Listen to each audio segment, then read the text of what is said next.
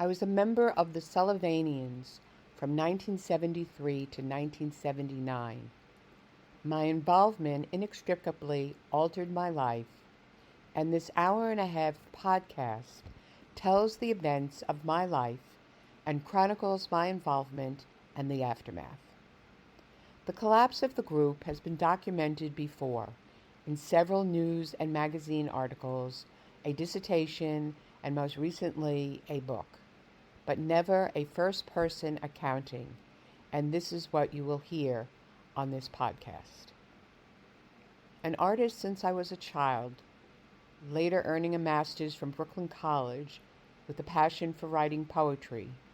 The genesis of this podcast began over 10 years ago when I wrote a memoir.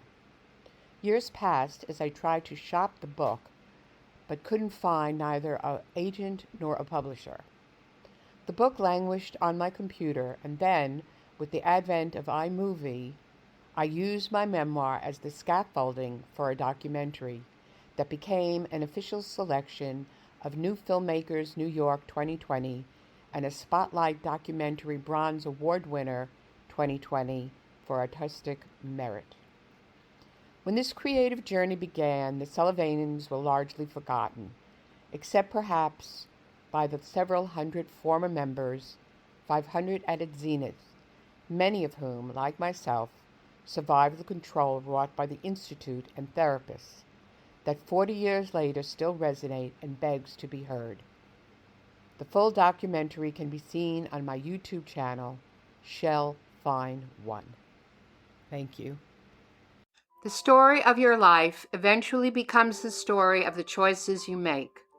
Once I was living in a Sullivanian apartment and seeing a Sullivanian group therapist, my power to make choices was subverted. From the 1970s to the 1990s, the Sullivanians, a psychosexual therapy group on Manhattan's Upper West Side, the men, the women, children, and their therapists lived in same-sex group apartments where their every move was monitored and dictated. I've held on to these documents for over 40 years. This first document, Escape from Utopia, published in the Village Voice in 1986, tells about a former member, a former therapist, who had a child, and that child was taken away from her, and she was denied any access. So she needed to go into hiding with her child. The next article, published a few months later, also in the Village Voice, West Side Cult Faces Second Custody Fight, tells of two fathers seeking custody for their children who were still with the mothers who were in the Sullivanians. And then, in 1989, in New York Magazine, Psychodrama, the chilling story of how the Sullivanian cult turned a utopian dream into a nightmare, tells a 10-page story of the seemingly benign beginnings of the group till its eventual demise and the custody battles as well. I joined the Sullivanians in 1973 and left in 1978. My life was irreparably changed, and this is my story. Sullivanian Institute of Psychoanalysis was founded in 1957 by Saul Newton, a layman with no psychoanalytical training. Born Saul B. Cohen in Canada, he claimed to have fought with the Abraham Lincoln Brigade during the Spanish Civil War, and may have, but records show he was a payroll clerk. He was a specter to most of the patients, rarely seen. Photographs are almost impossible to find. He and his wife, psychiatrist Jane Pierce, co-authored The Conditions of Human Growth, based on the bastardized theories of Harry Stack Sullivan. The book was required reading by all. Pierce was born in 1914 in Austin, Texas. She attended Radcliffe College and received a degree in medicine and philosophy from the University of Chicago in 1941, and also attended Washington School of Psychiatry. In 1949, she graduated from the William Allison White Institute in New York City, where she was a training analyst.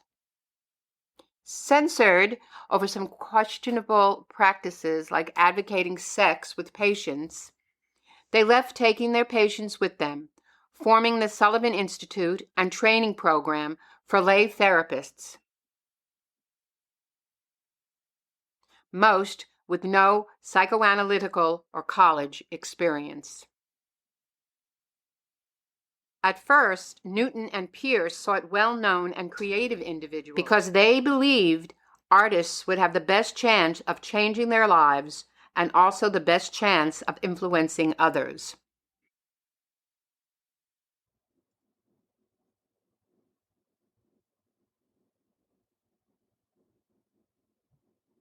My grandparents came to the United States in the late 1890s to escape the hatred raging against Jews in Poland and the state-sponsored pogroms. We were jammed in so tight that I couldn't turn around. There were so many of us, you see, and the stench was terrible. When we got to Ellis Island, the gangplank went down and the men and women were separated. They lived at 3464 Knox Place, one long block in a corner of the Northwest Bronx.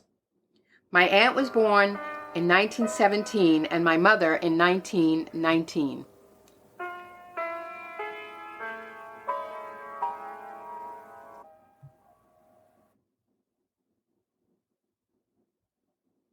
This is my grandmother at the beach in the Rockaways, and my grandfather at Morris Stein's bar mitzvah. My father, Eugene, and my mother grew up near one another in the same Bronx neighborhood. They were both 19 when they married. This was 1939. Before their wedding, my mother became pregnant, and at my father's insistence, she had an abortion. He didn't want to start the marriage with a child, he said. When World War II broke out, my father was certified IVF, something he found easy to fake. My sister Carol was born in 1943. A few years later, my parents separated, then reconciled, and I was born in 1947. My mother caught my father with another woman at a party, and they were divorced in 1949, an event that shook the family. I was 2 years old.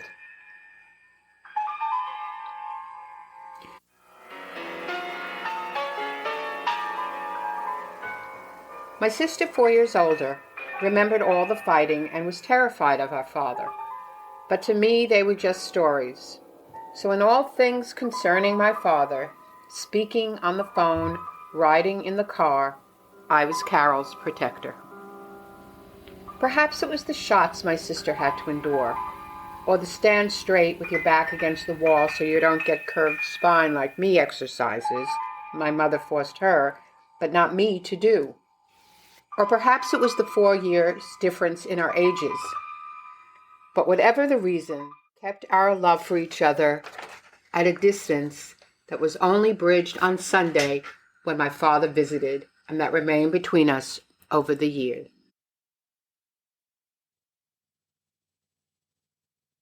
It was somewhere around this time that my mother began to date her boss, Charles Hipsher, who owned his own real estate firm. During the summer, while at sleepaway camp, and just after my 8th birthday, and with Charlie's financial help, we were able to move from our small Bronx apartment, where my mother slept on the living room couch, to a much larger 2-bedroom apartment in Forest Hills, Queens. Unfortunately, I never got to say goodbye to my friends.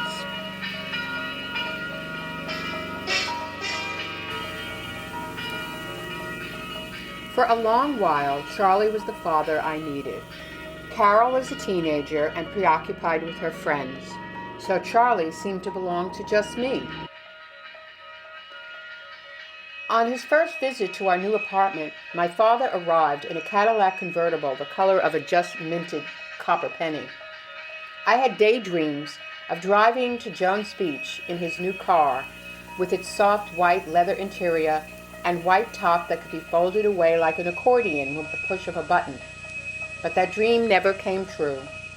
After a month, my father's visit stopped altogether, with only random explanations.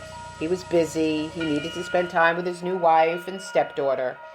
I eventually stopped asking questions, but every night I'd lie awake in the dark, staring out the window at the ever-changing red and green traffic lights twinkling across Willow Lake. I'd stare at those faraway lights until my eyes grew heavy, and then in the twilight before sleep, I'd fly out the window to follow the ribbon of cars along Grand Central Parkway to Long Island to ask him why.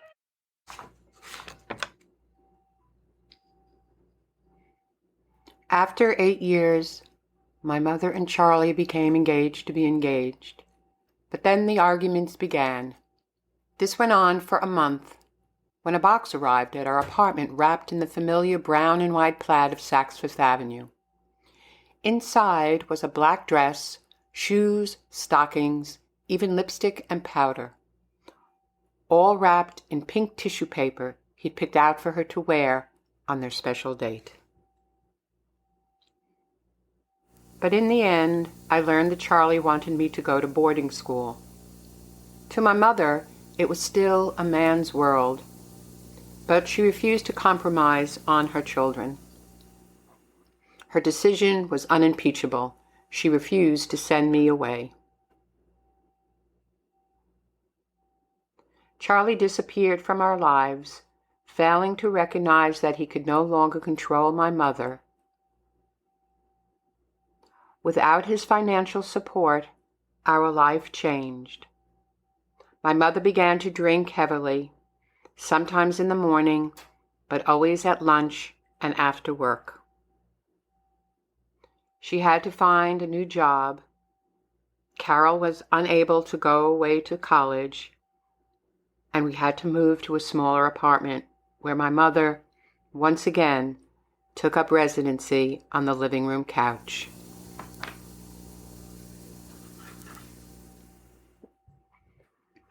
My involvement began in the fall of 1973. I was enrolled in a BA program in fine art at Queens College. The group was at its zenith with over 300 people. It was a time of great excess, alcohol, Valium, and no-holds-barred sexual experimentation.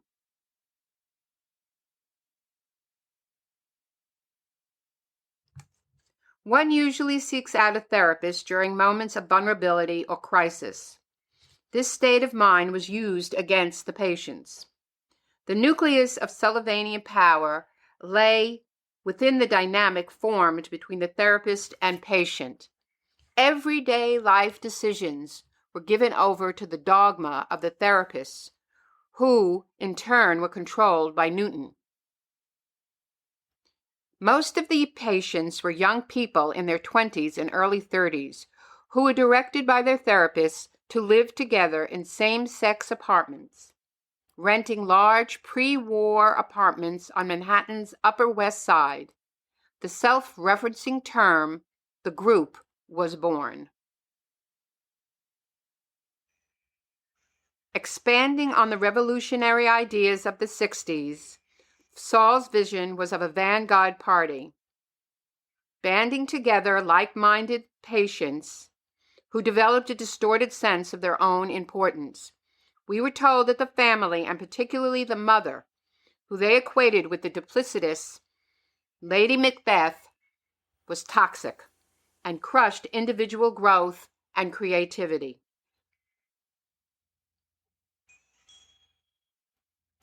Repeated over and over and over again in twice-weekly therapy sessions with your roommates, all in Sullivanian therapy, with the people you were dating, all in Sullivanian therapy, Patients were directed to completely sever ties with their families and friends unless there was money to be had. As the patient's moral instincts were rewired, the group became our only source of affection and support. The greatest terror was being forced out for some perceived indiscretion. People were excised from their apartments and thrown out of therapy. You were abandoned, shunned by everyone you knew. My father and Charlie's abandonments were pieces of a larger puzzle. But the truth was, from early on, I knew I wanted to be an artist. I had my creativity. This was my true defining moment and continues to sustain me to this day. After I met Anina Morelli in Mrs. Delaney's third grade class, Forest Hills didn't seem so bad. That is, until a stupid party game of spin the bottle gone awry was added to the mix of unfortunate events. After a few turns, the popular girls decided that the next boy who tried to tongue kiss should get his face slapped. And that turned out to be Clifford and I. When I felt his tongue tickling my mouth, my hand flew up, leaving a dark red stain on his cheek.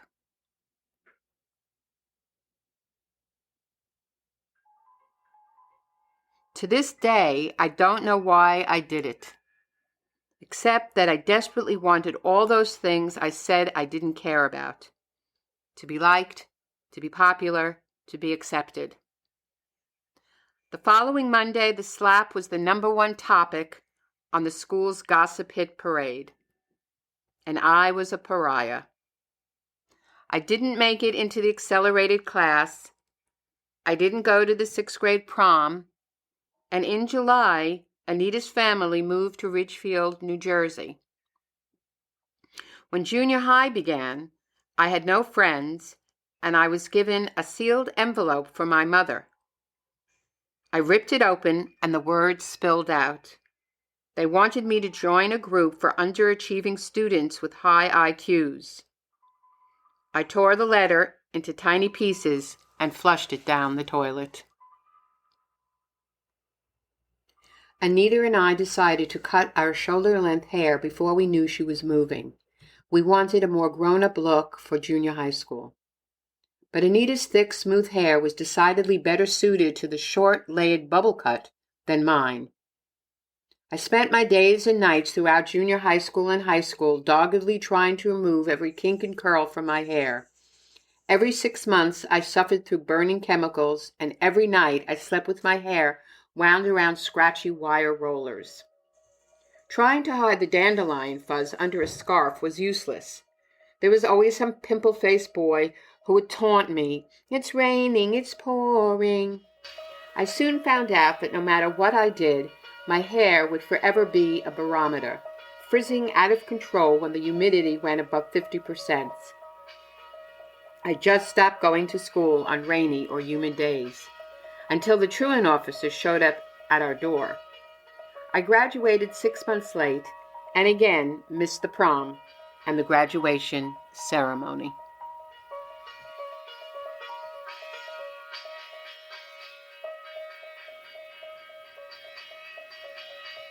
My grandparents' Bronx neighborhood had the look and smell of another era. Pushcarts on the sidewalk and Shmuel the pickle man.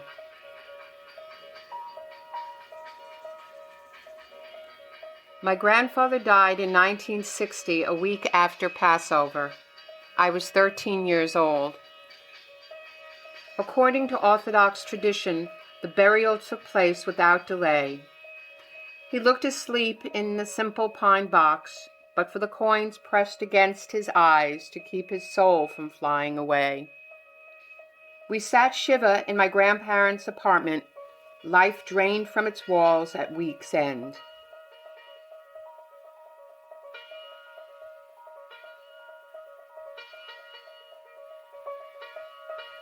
My mother began to drink even more, sometimes in the morning before work, at lunch, and then at home, where she drank to oblivion.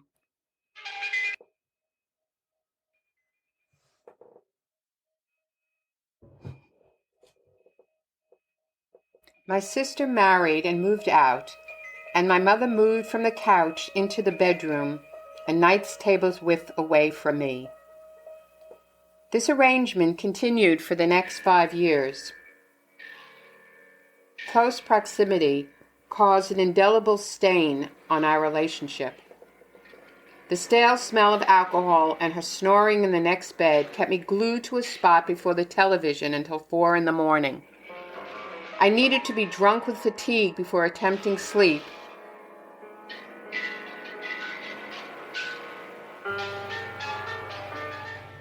After I graduated from high school, I was accepted into the School of Visual Arts on East 23rd Street in Manhattan. Still living with my mother, home was becoming more and more intrusive and claustrophobic. The two of us living in a pocket, our only privacy, our secrets.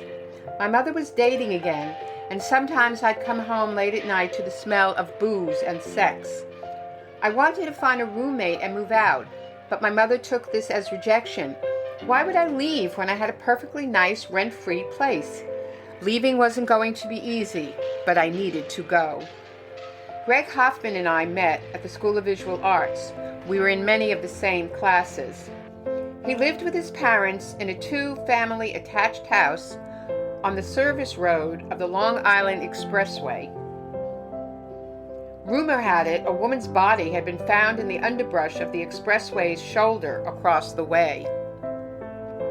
His father believed all artists were faggots. His words, not mine, Greg explained. And he wanted Greg to follow in his footsteps as a butcher. You think you're a real man, but you'll never be the man I am. I'm fed up with wasting all this money on art supplies. Get a job. When the arguments with his father intensified, Greg spent weekends on our living room couch.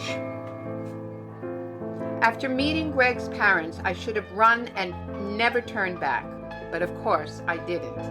And then Greg surprised me with an engagement ring, a purchase made with his bar mitzvah money. It was true.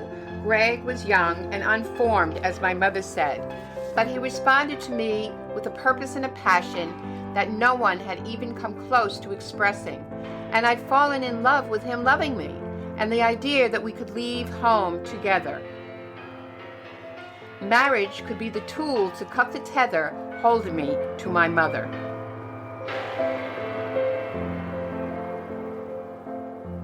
We married in a small ceremony at my grandmother's shula, and though we didn't understand a word the rabbi said, it all seemed oddly appropriate.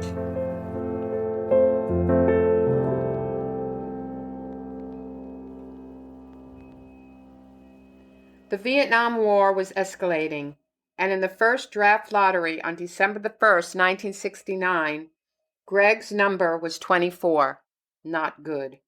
He stayed in school hoping to forestall the inevitable.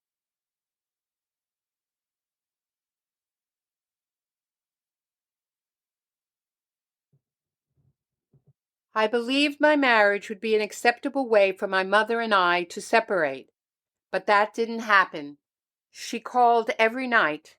Not answering wasn't an option. I couldn't do it. The guilt was overwhelming, bobbing to the surface every night like a dead guppy in a fishbowl, and the conversation was always the same. Why did you drop out of school? And the answer was the same. I took a leave so Greg wouldn't get drafted. Might do him some good, straighten him out. Move in with me and I'll give you the bedroom, and I'll sleep on the couch, and then you can both go to school.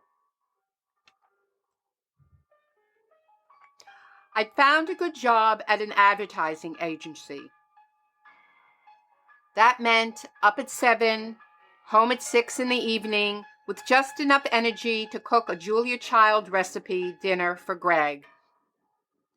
After cooking and cleanup, Greg wanted to make love. I was exhausted. Painting was impossible. Then, in 1970, my mother was diagnosed with colon cancer. The operation lasted longer than expected.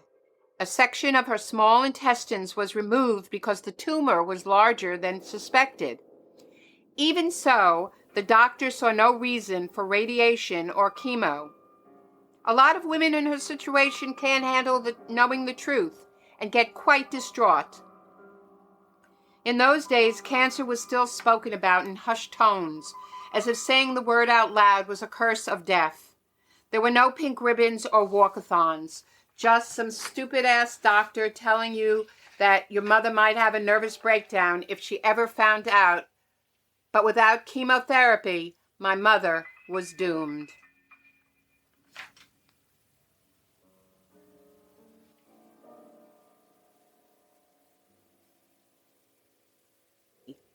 And then Greg got a letter for a physical. I wanted to move to Canada, but Greg wanted to have a baby, and we argued. I don't want a baby. You're a woman. What do you mean you don't want a baby? Not now. I want to finish school. It's too soon. And I'm not painting, and I'm very unhappy. The conversation went around in circles. And then the unexpected happened. Greg and his father reconciled. He quit school to work in his father's butcher shop. The marriage disintegrated. And then I found out I was pregnant. My mother thought a baby would give me something of my own, but I always had something of my own, my art, my painting. I was living an alternative version of the life I had planned for myself since I was a girl, the life of an artist. Ambivalence danced in my head for weeks, but in the end, I realized it wasn't just the pregnancy. I didn't want to be married. And so, after 4 years of marriage, I left Greg and had an abortion. In the years following my separation from Greg, I found a therapist, found an apartment I could afford, cut off years of chemically straightened hair, and enrolled at the Art Students League, where I took classes with Gabriel Latterman, who became my mentor. As chair of the Queens College Art Department, he said that was where I belonged. When I was accepted at Queens College, I had no intention of joining anything, but then Clotho, Lachesis, and Anthropo conjured up artist Jackson Morey and put him in my path. I knew nothing of the group or of its radical therapy or social or political views. I followed Jackson because I fell in love. Our travels into Manhattan eventually evolved into what Jackson called work dates, always at his apartment, usually surrounded by one or more of his 4 roommates and sometimes their dates. It was in this way that I was slowly indoctrinated into the world of Sullivanian therapy and the group. Jackson and his roommates were always rushing off to keep a date or to a therapy session. 2 sessions a week was mandatory. Every Sullivanian kept a date book to keep track of their appointments. No one seemed to want to spend time alone, and like his roommates, Jackson had no contact with his family. Sullivanians rarely dated outside the group, but when they did, they were directed to indoctrinate that person and bring them into therapy.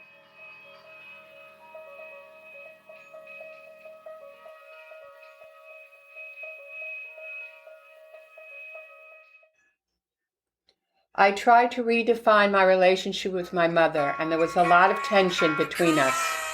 She didn't support my return to school. She hated the natural look of my hair and let me know it on every occasion. And then, with my therapist's urging, I contacted my father. It had been 9 years since our last visit. My mother was furious and lashed out. It had been her idea that my father stop visiting. She said for weeks and months at a time he'd miss our Sunday visits. Carol, my sister, was scared of him. So my mother gave him an ultimatum. Keep to the schedule or just don't come. Of course, he could have refused, but he didn't. I felt shattered. Was that why she drank so much? Keeping this secret must have been a tremendous burden. My life was based on a false sense of reality. Doubt and mistrust seeped in. I felt betrayed. Jackson was a graduate assistant in my color class. Our work dates soon became sleepover dates. He brought me a date book, and the only name in it was his. The weeks turned into months. Jackson said he loved me, and I loved him too.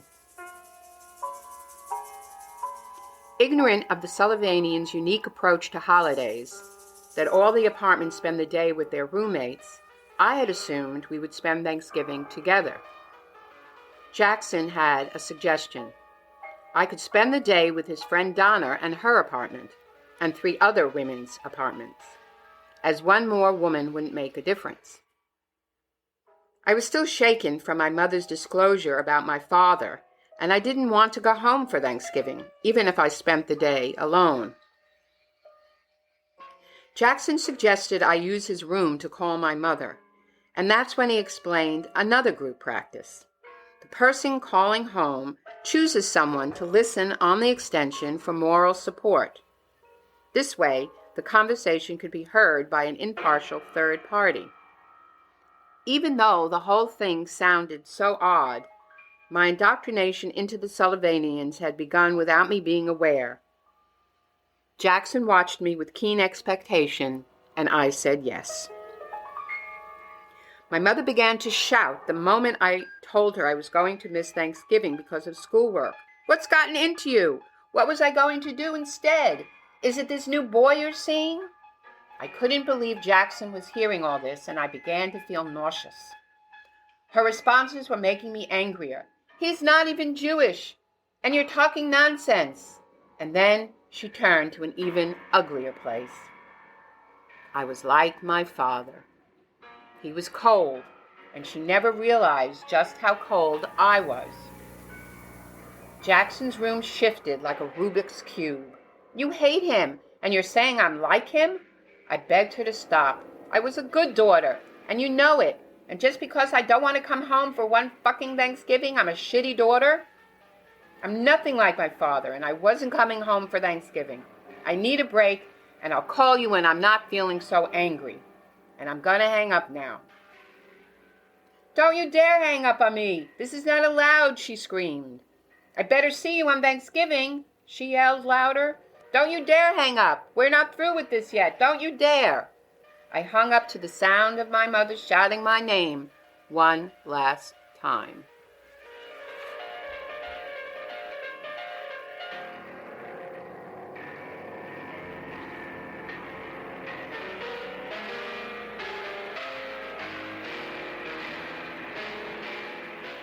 After the telephone conversation with my mother, I gave Jackson the go-ahead to call Donna right then and there, and when he hung up, my invitation was secured.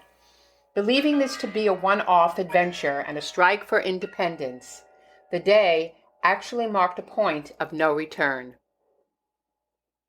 All the women knew about my situation from Jackson and thought how brave of me to spend the day with a bunch of strangers.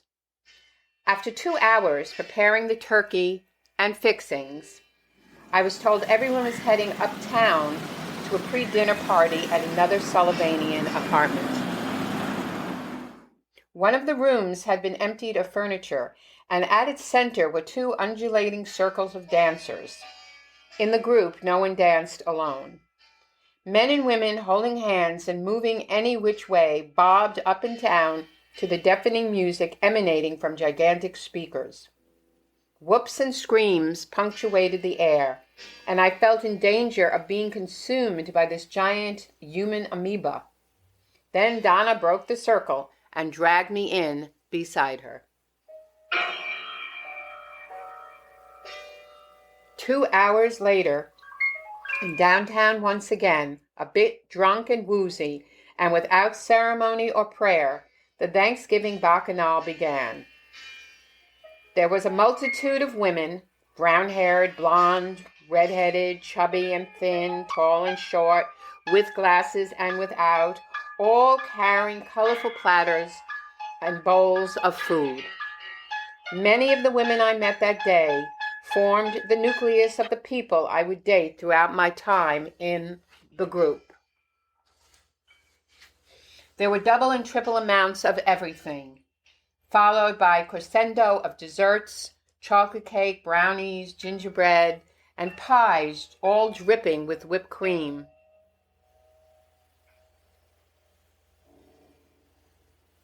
I was offered a place to sleep, but overwhelmed and running on fumes. I'd never met so many people in one day. I needed to be safe inside my apartment, where I could forestall the waves of people and the day's events.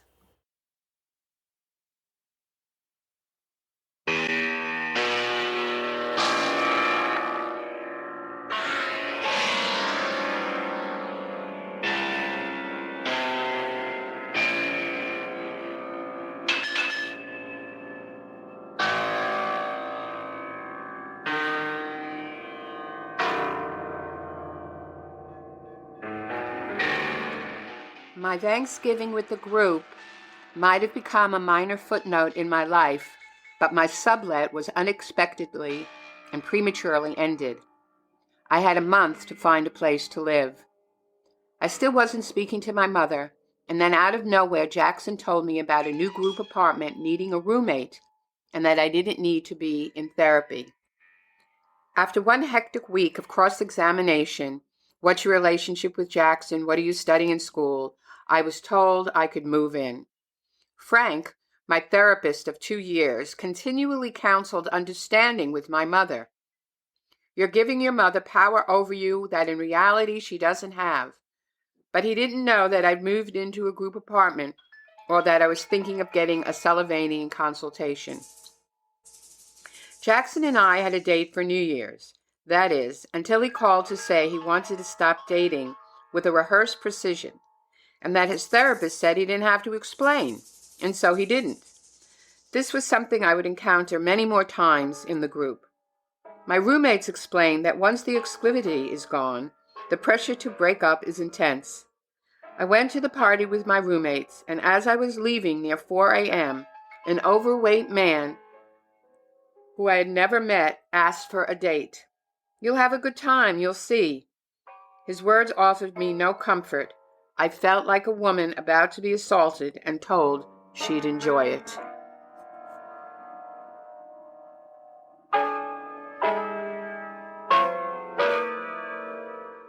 One week later, I saw Herb Trachtenberg, one of the 5 psychologists of the Sullivanian Institute, for a consultation. He concluded that my mother was a vindictive bitch and I needed to have 2 sessions a week. I was referred to Freddie Small, a trainee. At my first session, I was told to call around to the group apartments to see if they needed a cleaner, as my expenses were going to increase. My rent and food costs had doubled, and there were going to be dues for the summer house and a summer car.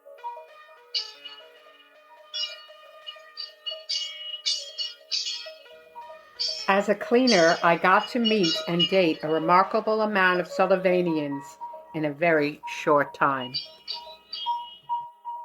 As for Jackson, he left the group shortly thereafter. Before the group, I had had sex with 5 men. By the time I left 5 years later, the count was well over 70.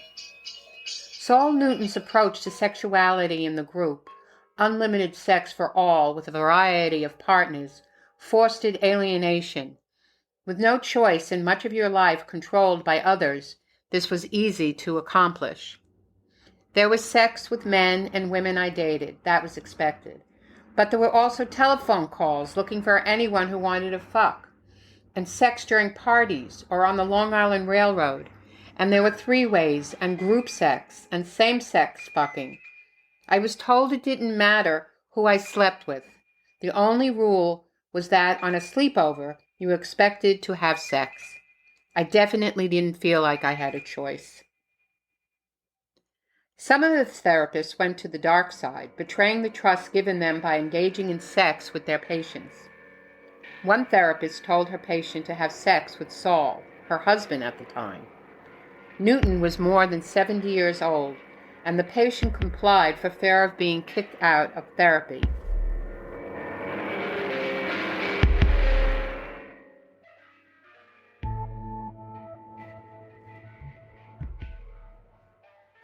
While another roommate was led to believe her sexual relationship with her therapist was the only way he could cure whatever was wrong with her.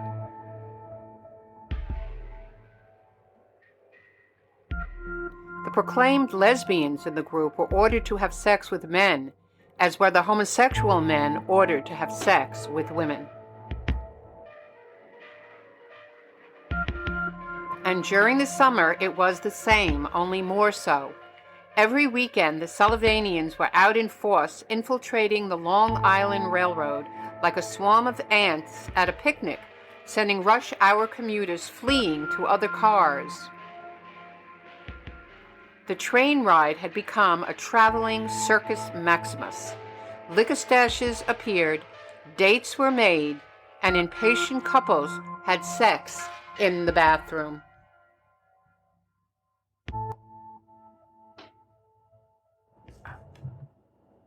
When the trainee program began in the late 60s, the trainees followed Saul to Amagansett, and then the patients followed the trainees. And so, in early April, group apartments joined together to allay costs. The straightest-looking people with real jobs like teachers and social workers, those with checkable references, did the renting. The Bonnickers, the year-rounders, resented us. We were too loud, and they found our public displays of affection offensive. We were told no women holding hands in public. The bedrooms were commandeered for date rooms, and a complex schedule was devised. Those without a day room slept packed together like sardines on foam mattresses in one common room. Saturday morning was designated for finance committee reports, food and shopping, car, party planning, and date room schedules. Monica Cipro had been the one unfamiliar face at the first summer house meeting in early April. A tall, lanky woman, her short, sandy hair sticking out as though it had been cut in a hurry. After the meeting, Monica introduced herself and we made dates. After all, we were going to be in the same summer house. And though I had never been with a woman, to my surprise, I couldn't dismiss my feelings for Monica or hers for me. Monica taught graphic design at Fairleigh Dickinson and traveled to the city once a week for a double session with Debbie. I was still deep into the Sullivanian belief system, and I wanted her to break from her family, take a full share, and come out to Amagansett more often.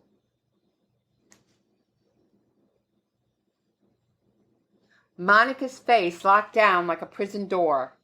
I wasn't her therapist, and I was much more involved than she cared to be. I love you, she said, but I can't stay here.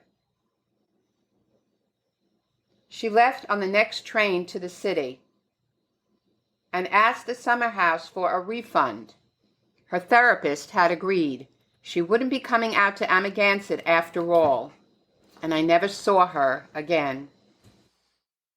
Though I had previously eschewed joining anything from the Brownies to Gamma Gamma in high school, I seemed to adapt. One would argue that I blossomed amidst the Sullivanians with more friends, so I thought, than in any other time in my life.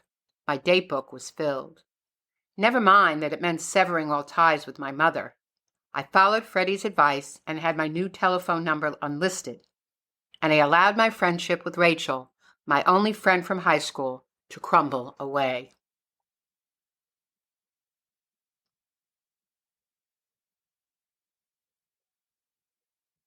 I'd been cleaning apartments, breathing in cat scurf for weeks, when the rattle started in my chest. I was allergic, but in my desperation to find a place to live, I had forgotten about the cats, and all my roommates had cats. And the cumulative effect felt like someone was playing kick the can in my lungs. By evening, Doris found me in my room, doubled over, gasping, and called her therapist because Freddie was away.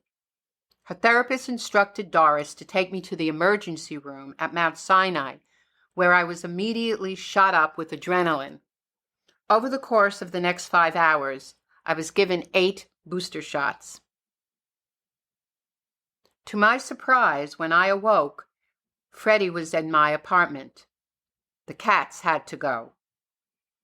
It was touch and go for a week whether my roommates were going to choose to live with me or their cats, but in the end they were directed by their therapists to choose me. Growing up, pets were problematic for my mother. After taking Angel to the ASPCA, we got a puppy, but it ate one of her shoes. We had a rabbit and a canary and a parakeet, but they were all too messy. "No wonder you have asthma," Freddie exploded at my next session. "Your mother wouldn't let you be close to another living creature. She wanted you to stay at home and not succeed. She didn't support your art because she was jealous, afraid that it would take you away from her. Your mother never cared about you. She's a psychopath. Look at how she kept your father away, just so she could be in complete control." It wasn't surprising that after the summer my apartment broke up. With the flip of a coin, Doris and Kathy were gone, and Liz, who was new to the group, and Aggie, who I'd met on Thanksgiving, moved in. This was Liz's first group apartment, and Aggie, who had a reputation as a bully, had no sympathy for Liz's nostalgic musings, especially when she'd pass around her white brocade wedding album at house meetings and speak of her life before Sullivanian therapy. "I'm tired of hearing you talk about how great your family is. From what you said, your family treated you like shit. Forget them already," Aggie hammered on. "My therapist agrees, and you spend way too much time obsessing about your family.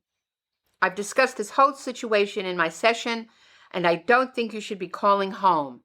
In fact, I'm telling you to stop, and if you don't, I'm going to ask you to move out." After the meeting, Liz left without a word for a job interview and never made it back for our 6 o'clock dinner date. With no word by 9 o'clock, I called Freddie, who was also Liz's therapist, and that's when Aggie realized her Valium was gone. After calling her friends with no luck and a restless night, Freddie called to say she'd heard from Liz and she was okay, or rather that she would be okay. Liz went to Camden to beg her husband to take her back, but he slammed the door in her face, and that's when Liz took the Valium. The police found her wandering the streets incoherently. She was placed on a 24-hour psych hold, and when she was coherent enough, she called her family. Liz wasn't coming back to therapy, and Freddie told me I needed to move. Aggie was the wrong person for me to be living with.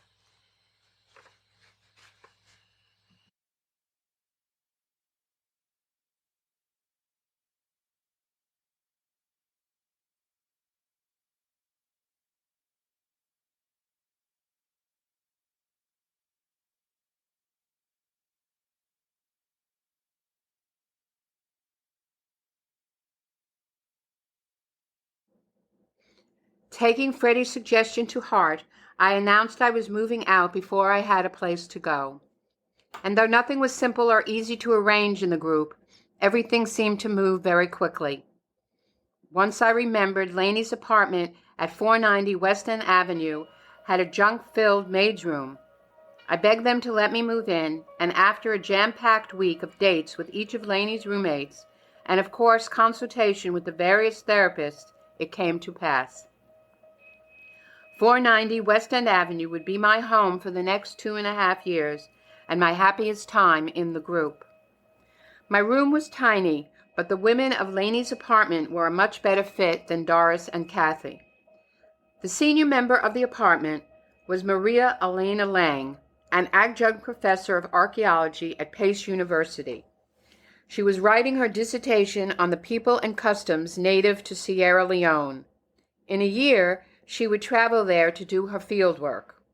But it would be Annie Steinberg who would have the most effect on me. She was 10 years younger and smart, working towards her BA in sociology at Hunter College. But she was a hardline Sullivanian who fervently believed in the group and was singularly responsible for my expulsion from the apartment 3 years later. Perhaps it was her history, which was bizarre even by group standards. Her mother had been Saul's patient since the early 1960s, before the group existed. He directed Annie's mother to bring her young daughter to psychotherapist Ron Ellman, a founding member of the Institute. Annie recounted her years of therapy while sitting on Uncle Ron's lap, until the day she turned 16 and was summarily shipped off to boarding school. Her grooming had begun. Years later, when Annie returned to New York City, the trainee program was in full swing. Her mother was living elsewhere, and Annie became convinced the training program was a radical departure from the therapy she had known, the vanguard of the future. Annie began seeing a trainee and moved into the apartment with Lainey, and then her mother returned. Moving into a group apartment herself, often showing up at parties, Annie donned an impenetrable armor. Rounding off the apartment was Serena Ballamente, a beautiful woman who was an anomaly in the group. She was a go-go dancer when she joined, but stopped shortly afterward at her therapist's urging. For the most part, she only dated men from outside the group, pretty boys with smooth, hairless bodies, men she'd see on the street or in a store and approach, bringing them to the apartment, immediately disappearing into her room with its own bathroom, sometimes for days, reappearing only for food, her own food, which she kept labeled and stored separately on a refrigerator shelf.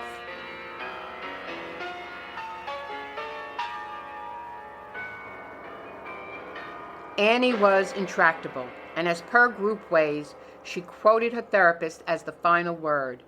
"My therapist thinks your marginal behavior is endangering this apartment and the group, and I agree.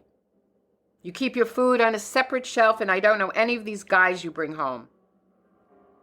In the end, the situation wasn't resolved. No one backed Annie, and so Serena continued to live as she wished, and Annie continued to be upset.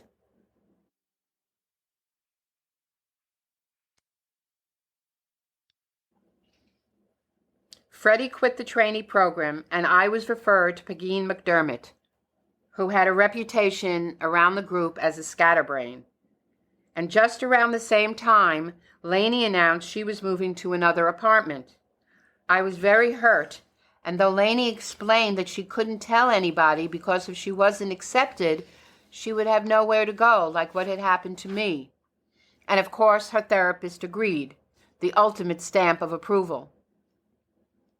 I moved into Lainey's much larger room, but I never got over feeling betrayed, and we stopped dating. 2 months later, Serena moved to a group apartment where her life choices wouldn't be challenged. And just as I was getting used to Begin, she left the training program too. The Institute had received an official warning by the licensing board. It seemed that anyone without a college degree had to return to school. Freddie and Pegeen both left, and I never saw them again. Ironically, I was referred to Debbie Wilson, Lainey's therapist. And a month later, I got a letter from my Aunt Hannah at my old apartment. "My darling," it began, "your mother is very sick and wants to see you. We all love and miss you. Faithfully yours." I showed it to Debbie, who told me to ignore it, and I did. On May 9th, 1975, my sister called to tell me the cancer had come back and our mother had died. My sister and I hadn't spoken in 3 years, but she was calling to tell me that the service was the next day as per Orthodox tradition. I told her I wasn't sure I could make it, and she hung up. I immediately called Debbie, who told me not to go. "There's nothing you can do for her now. Listen, let me tell you a story about Saul. When his mother died, he didn't go to the funeral. And you know what he said? The words I just said to you. There's nothing you can do for her now, so keep your date tomorrow, and I will see you at a regular time. I had a date with Don Sisto, a film editor I had been dating for a while, with tickets to see Bette Midler's Clams on a Half Shell. Have a few drinks and go. Maybe you'll have a good time.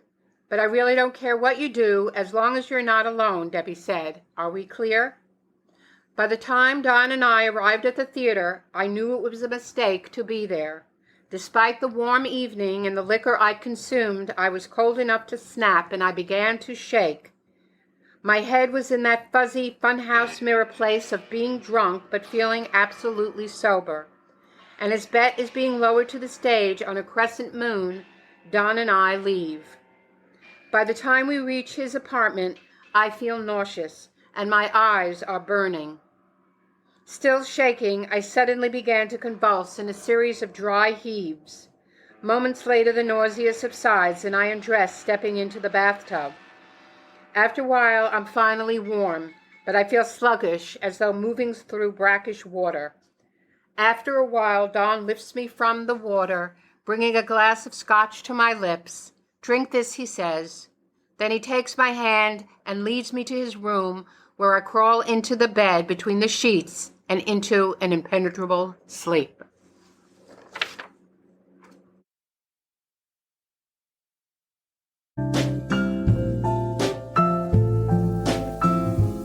I didn't realize it at the time, but my mother's death marked a turning point for me in the group, like a bell curve, with her death at the apex. 1975 also marked the emergence of small Marxist classes in the group. These classes were taught by Daniel Weissman, an author and college professor who had served as Che's economic advisor. An old friend of Newton's, they supposedly had fought together in the Abraham Lincoln Brigade. Weissman was a highly sought-after lecturer. We were all very excited about the prospect of being taught by someone who had lived the struggle. But when the therapists, the trainees, and the people they dated were given first priority, the group elite, we were told we would have to wait. Annie was so angry about being shut out that she and Maria Elena formed a Marxist group of their own. Maria brought in Stephen Berman, a colleague from Pace with a very good reputation, to teach Introduction to Marxism. After 2 classes, we were all very pleased with Berman's teaching technique. He made it all very accessible. But then Annie called an emergency meeting of the class without Berman, not a good sign. It seemed her therapist, Beverly, wanted us to fire Berman. We could do better. Annie was insistent that we follow Beverly's directive. This was Annie in her most intractable. I'd seen it before, and I knew it was futile to argue with her, but I felt bullied. "What about his contract?" I asked, hoping to forestall her arguments. "I'm sure that we can get out of it. We'll offer him some severance pay. I trust my therapist, and she's assured me that she can get us someone connected to the group. And that should be good enough for everyone here. We're the vanguard party. We need to be watchful of who we invite into the apartment. So once again, I'm asking the group to terminate our relationship with Stephen Berman." With the therapist gets involved, the inevitable happened, and Berman was intercepted on the street the night of the next class and paid for his time. Eventually, Daniel Weissman was available to teach our class, but the episode gave me pause. I lost interest in the Marxist class and dropped out. Debbie left the Institute, and it was rumored she had a psychotic break. Teams of men from the group were sent out to find her, and they did, on the street, soliciting, and she was placed in psychiatric care. I was referred once again. Therapist number 4, Stan Arnold, an older, pasty-faced former history teacher who is now part of the new Risen from the Ashes trainee program. My referral to a man I didn't respect was another push toward the downward slope of the bell curve. I was embarrassed to tell anyone he was my therapist. It was like wearing a sign that said, "This is what Saul thinks of me, and I don't rate." Maria Elena left for Sierra Leone. We got a new roommate, another push down the bell curve, and I was accepted into the MFA program at Brooklyn College, an evening program. I needed a day job, and I found one at Reliable Lists Incorporated, the best in direct mail, as an account assistant, one of 15 glorified clerks that did the grunt work from inside glass-enclosed offices. There were 4 strictly enforced reasons for an account assistant to leave their desk during the day: checking list accessibility, the 2 scheduled breaks, going to the bathroom, and getting coffee. Reliable Lists supplied its employees with limitless amount of free coffee, and I also continued to clean on the weekends. Though tedious in the extreme, my job at Reliable Lists took on a rather prescient dimension. The associates had joined together and were asking for union representation. I didn't know the first thing about unions, but Stan proved to be an invaluable source. With his knowledge of labor history, he was in his element and encouraged me to become involved.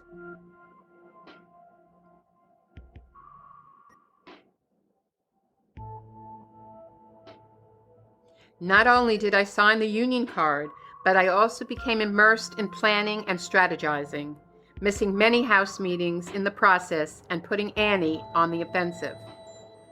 "Your absence is counterproductive to the apartment, which should come first," she said over and over after I'd missed one too many house meetings.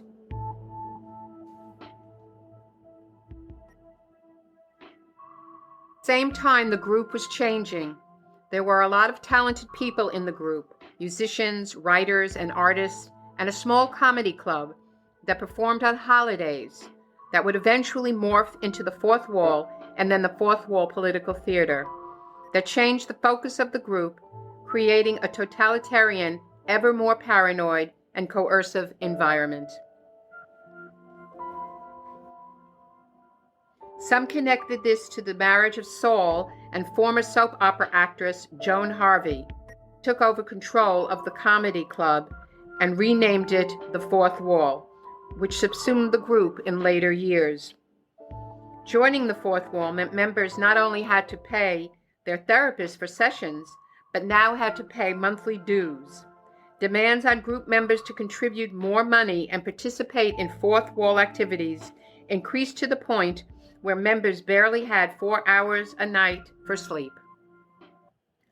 I had no time or interest in the Fourth Wall, but Annie embraced the changes with the fervor of a zealot, and increasingly so did all the members in the group.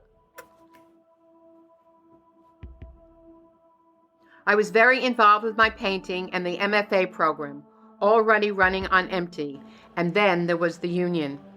My involvement with the union drive seemed real and important to me, unlike rehashing my mother's rage with Stan for the upteenth time, with nothing new to add. So, despite Annie's protestations, I continued to work for the union, and with enough signed union cards from the majority of workers, we asked for union representation. The owners refused, and the union called for a strike. Ali Corfino, the youngest ILGWU union organizer in their ranks, first appeared at the picket line as a show of support. I was immediately infatuated. He was dressed like another era, a time when young men rode the rails in a denim shirt, well-worn jeans, baggy at the knees, and a navy blue cap, the brim pulled low over his eyes. Ali continued to come to the picket line, and over lunch he carried forward my accelerated lessons on American labor history. When a thunderous storm drowned out the picket line, we went to his apartment to dry off.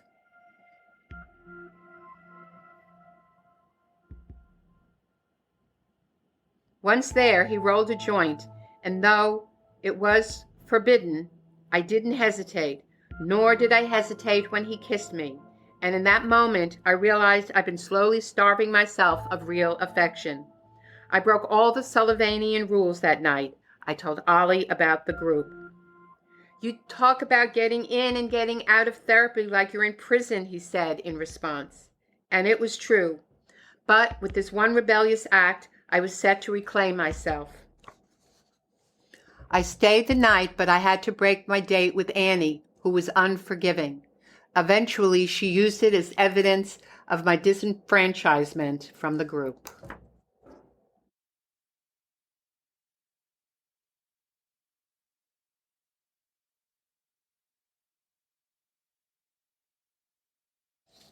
The Sullivanian Institute bought an abandoned children's camp in the Catskills, and the group now rented summer homes in the area.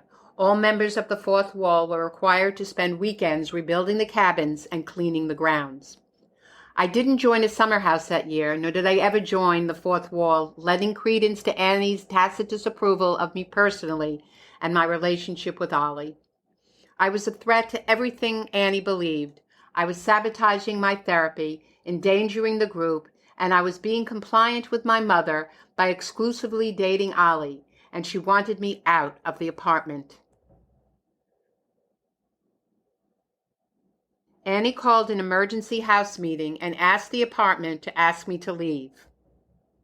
Beverly, her therapist, the same therapist who insisted we fire Steve Berman, and the same therapist who deemed Serena a threat, said she didn't have to have any reasons, that she could just ask the apartment to ask me to leave. Vote yes or no based on that request. "That's it," she said. "I have nothing else to say, except I want to vote, yes or no." Beverly said I could do it this way, and I am. With no further explanation coming, I went to Ollie's apartment. I had asked to be heard for more of an explanation, but Annie refused. With Beverly's backing, there could only be one outcome, and it came 3 hours later. It was official. Sarah, the new roommate, called. It was unanimous. I was voted out of the apartment for the safety of the fourth wall and the group, and that I needed to work out my problems somewhere else. I had 1 week. A new group apartment had formed on the 12th floor of our building. It was a mismatched assortment of discards. Another disillusioned true believer, like myself, 2 fringe members, and 1 poor soul new to therapy who didn't seem to know what the hell was going on. And for me, it was the only option. In another bizarre twist, a week after I'd moved, Stan told me I should call my old apartment and ask for a house meeting. It seemed the powers that be now believed that Annie had bullied them all. To this day, I don't know what held me to the chair. Shock, disbelief, betrayal, because at the time, every impulse was urging me to grab Stan by his bony shoulders and shake him until he fell apart. I was furious, but it was perfect, because I realized Annie did me a favor and that Ollie had been right all along. I didn't belong there anymore. I didn't want to live with her either. It was really the idea of the apartment when Maria was there, when Lainey and Annie and I were friends, that I wanted, when we had autonomy, before the group had morphed into a dangerous hybrid and totalitarian community.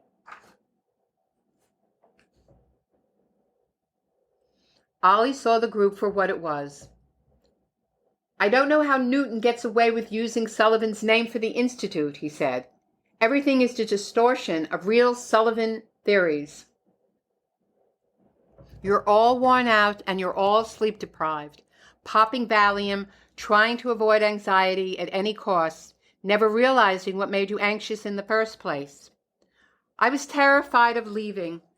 What if Annie was right, and I was doomed to live a life of unenlightenment, of mediocrity, and never to be psychologically whole? My cheeks were wet before I realized I was crying, and I pushed the tears away angrily. I've had relationships in the group that I cared about, relationships that moved me. Jackson, Monica, Maria Elena, Lainey, and Annie, among others. But as passionate as those relationships were, they were always destined to end. It was built into the Sullivanian structure. I knew Ollie was right. I had no future in the group. It was adapt or leave. After almost 5 years, leaving behind no strong friendships, with no allies to bind me, seeing only closed doors in my future if I stayed, I left the group without fanfare or goodbyes. Stan had wanted me to come in for one more session, but what could he possibly say that I hadn't heard before?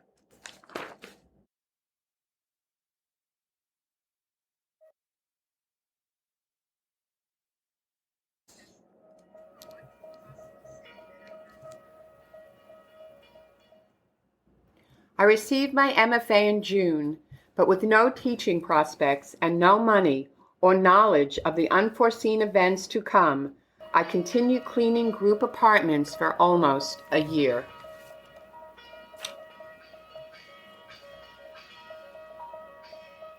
Sometime in 1978, the Fourth Wall signed a lease at the Truck and Warehouse Theater in the East Village. When the previous company refused to leave the theater, hundreds of Sullivanians were told to come down and do what was necessary. The group took over the stage, destroying sets, and eventually occupied the theater. Saul wanted to teach members how to stand up to the police and be confrontational, and ordered the doors to be barricaded, leading to 3 arrests, as reported by the Daily News.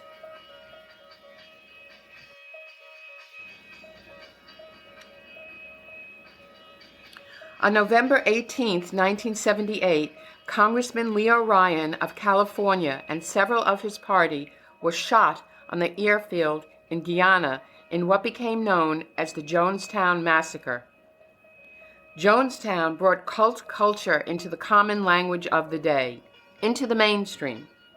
The Cult Awareness Network, a group aimed at deprogramming members of cults, was formed soon after the Jonestown's deaths. Realizing the Sullivanians were a cult was, to use a word from the Sullivanian lexicon, validating. March 28, 1979, a partial meltdown of reactor number 2 of 3 Mile Island Nuclear Generating Station in Pennsylvania and the subsequent radiation leaked caused an irreversible panic among the group elite, dangerously altering the trajectory of the group until its demise years later. Though the first reports downplayed the seriousness of the accident, as the afternoon wore on and the truth was revealed, a macabre hush blanketed the streets of Manhattan. The governor of Pennsylvania ordered the evacuation of all pregnant women and school-aged children within a 5-mile radius of TMI. I tried to reach the 2 group apartments I cleaned for to say I wasn't coming, without success. I tried repeatedly for 10 days with no answer and without contact from anyone. On day 11, I decided to use the key I had been given and see for myself what was going on and hopefully get some answers. The moment I opened the apartment door, the combined odor of sour milk and urine hit me in the gut like a fist. The kitchen was the source. It was a mess. Plates encrusted with rancid food sat on the table, and the sink was piled high with dirty dishes. It looked as though everyone had been obliterated, right in the middle of eating. You could almost hear the forks dropping to the floor where they lay on the soiled newspapers. Several glassy-eyed dogs appeared from hiding, starved for human contact and food. I held my breath and hurriedly poured out some dry food and refilled several pots with water. There was no note and no money, and I left, spooked by the scene. 2 days later, I was finally contacted. My services were no longer needed. I was told to drop off the keys with the doorman, and there would be an envelope waiting. However, the second apartment, a brownstone on West 89th Street, asked me to drop off the keys. As I climbed the stairs, surprised I hadn't been blindfolded, I couldn't help but notice the strange goings-on taking place. Television monitors had been installed in the pantry. The screens were flashing barometer, wind, precipitation readings repeatedly. LA, Chicago, Miami, San Francisco, and New York.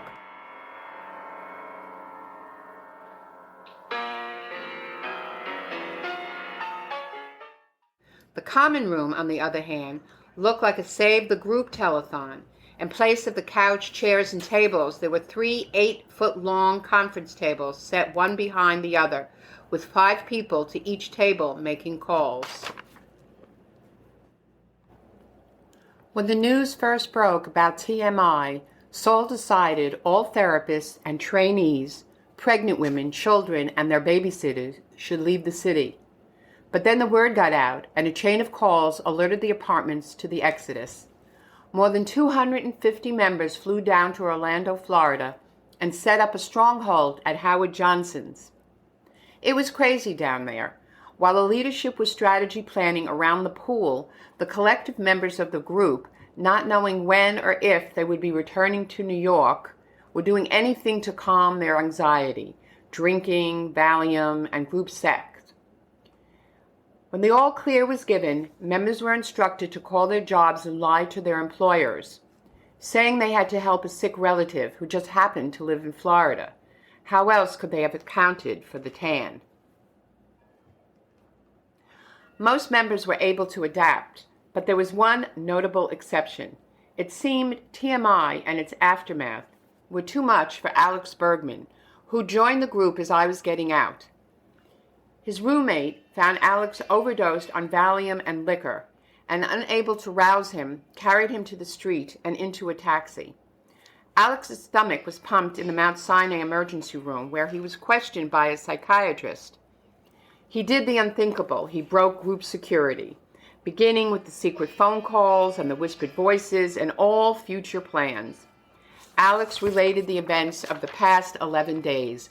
He told them about the group exodus, about house meetings and sessions around the pool. He named names. He gave details. The doctors wanted to commit him for observation until his roommate corroborated his story and assumed responsibility. It was after 2 a.m. when they got home from the hospital. 10 minutes later, the phone rang. It was Saul.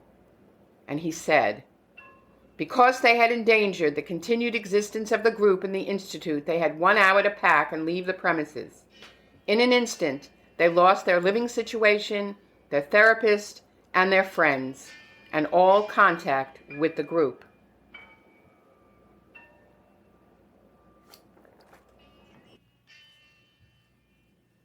In the aftermath, a secret steel-lined bunker with 1/4-inch plates was built at the camp so that Joan Harvey could edit her film without interference from the CIA. A fleet of school buses and motorcycles were acquired in case of a similar dire emergency, and an escape route that included the leadership's children transported in off-road motorcycles and an emergency communication system were created. Every member had to comply, providing personal contact information for every hour of the day. This became the new norm.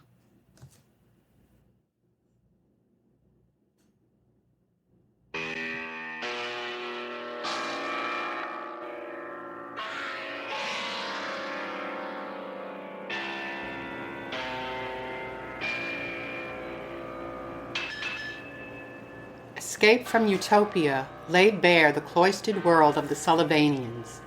It recounted the escape from the group by a former Sullivanian clinical psychologist, Kay, and her 10-month-old daughter.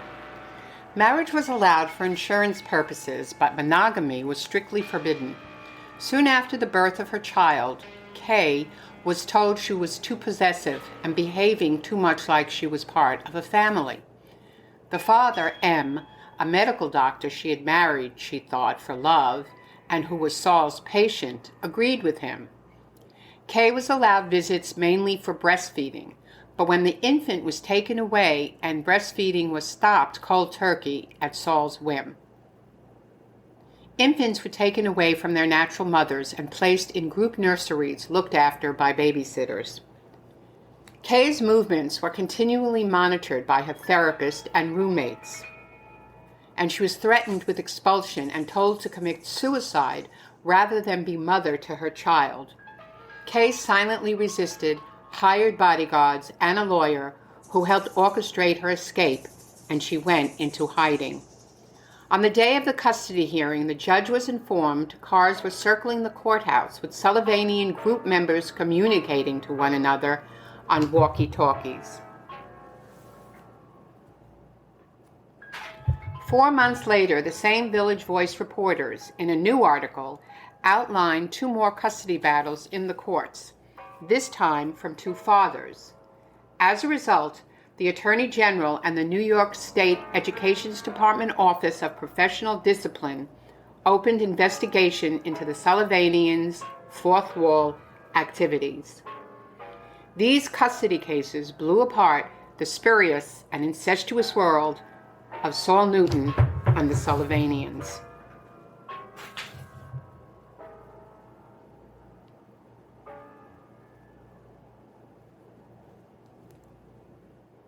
Joan Harvey continued to write plays charged with thinly veiled Sullivanian tenets that were aimed at luring in new members with the promise of a utopian communal lifestyle.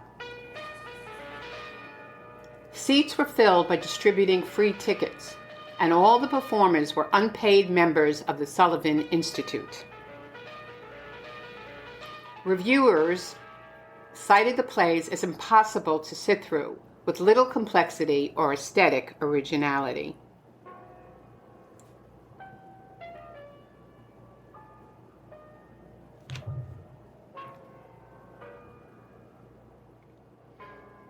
According to a 1989 New York Magazine article, on the evening of July 29, 1985, members of the Sullivanians broke into the apartment at 100th Street and Broadway over a property dispute. Dressed in dark colors and stocking caps, some beat the tenants with sticks while others slid open mattresses and cracked apart the sink, toilet, and television set. The complaining tenant was beaten by more than a dozen cult members.